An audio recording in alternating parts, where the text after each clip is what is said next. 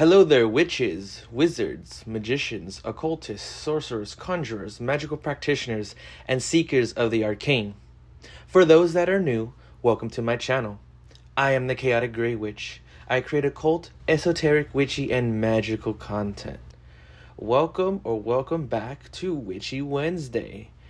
Before we even begin with everything, first I'd like to say I have had so much going on in my life, I was unable to create videos for my YouTube channel.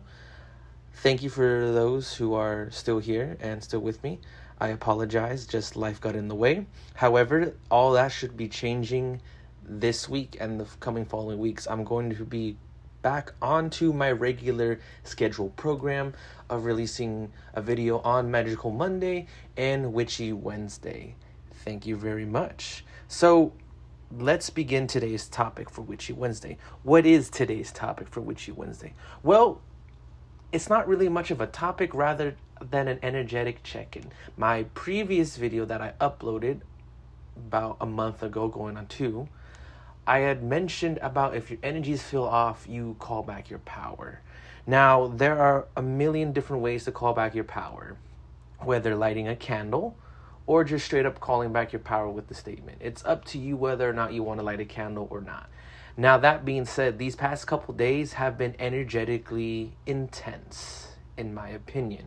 With the solar eclipse that just occurred on Sunday, on top of that, a new moon was taking place. A solar eclipse, new moon, energies are just like very chaotic, heavy, a lot going on, even in the collective. Following that was Mabon. I'm still working on the pronunciation of that. The autumn equinox. We just experienced that a couple days ago as well. Lots of energies. For the religious folks, I doubt they're watching this, but the rapture was supposed to be yesterday, taking place in the day, which obviously didn't occur. Your God's not real. I'm so sorry. I just had to say that. I'm not sorry. Take it or leave it. Anyway, it was a joke. Focusing back on energetic check-in. So what does that mean? How are you feeling? You. Yes, you. I'm talking to you. You watching this video right now? Please comment below. How are you feeling? Do you feel meh? Do you feel great? Like, what have you been feeling these past couple days since Sunday? Because today's Wednesday. So, and even Saturday and Friday, how have you been? Let's say the past week, how have you been energetically feeling? Have you been feeling meh? A lot of energies just collecting on you, or you've been feeling fine, you've been doing good, nothing's affecting you? I would love to hear it. Share your thoughts below. Now, upon calling back your power, something else you can do is to ground yourself. When the energies feel chaotic and overwhelming in your life, whatever you're going through, whatever you're experiencing, it is important, besides calling back your power, to ground yourself. Now, how do you ground yourself? There are an abundance of ways you can ground yourself. For example, you can put your hand in dirt and literally get grounded into the earth. Another thing you can do is touch metal.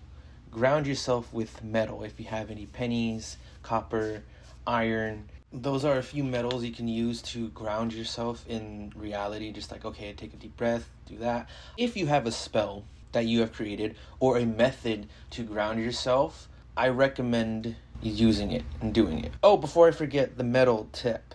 I learned that from Circlecast podcast, American Witch 13. Highly recommend checking it out. The podcast and American Witch 13 creates great content. I haven't seen a podcast in a while. However, there's like 11 episodes. So definitely give a listen. I've learned a lot. And I share this not as paid promotion. I want to share other resources that I've learned and used in my craft. So yeah, anyway, back to track. If you've created your own spell to ground yourself. Now, when to do grounding? Anytime you feel like it. I would say, in my opinion, after performing spell work to call back your power, to ground yourself, cleanse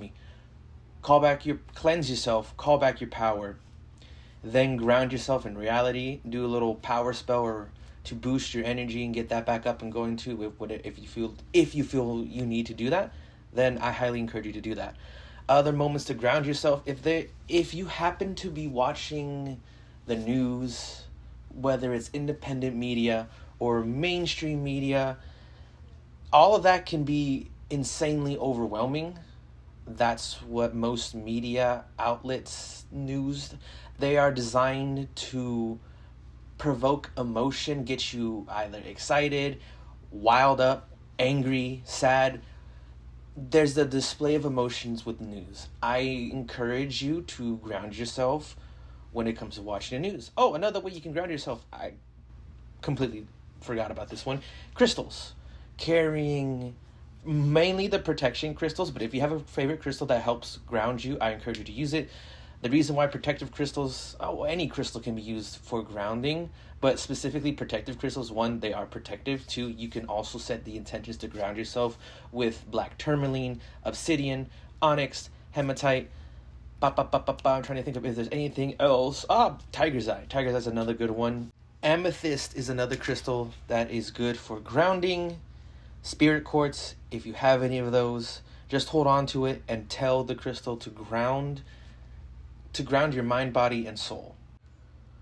You want the feeling of embodiment and grounding, even holding metals. Tell the metal, tell the dirt. I say dirt is one of my favorite ways to ground yourself because it's connecting with the earth.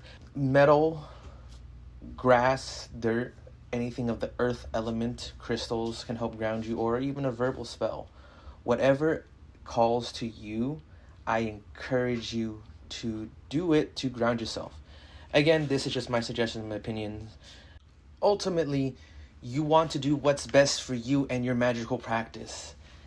So, yes, grounding yourself when watching the news, grounding yourself before you go see toxic family members, even after experiencing it, after experiencing time with them, cleanse yourself, call back your power, then ground yourself. Those, in my opinion, should be the three basic foundational skills every witch or magical practitioner, if you're not a witch, you don't use labels, or anyone who doesn't use labels as a magical practitioner, I highly encourage you to incorporate those three things to your practice.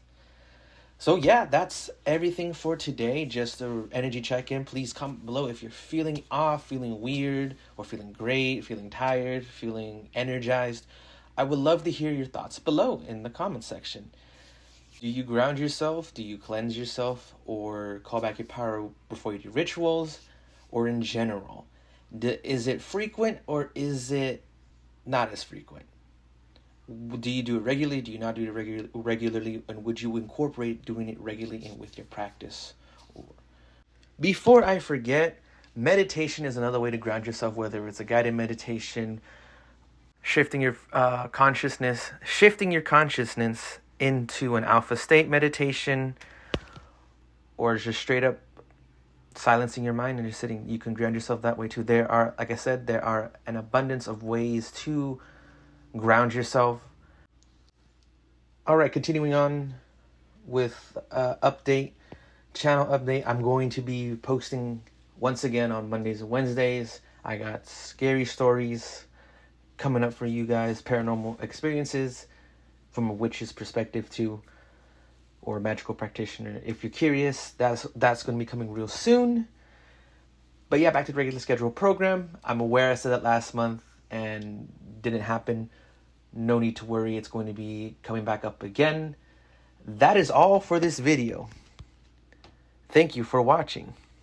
Leave a like if you found this information helpful. I would love to hear your thoughts down below in the comments section.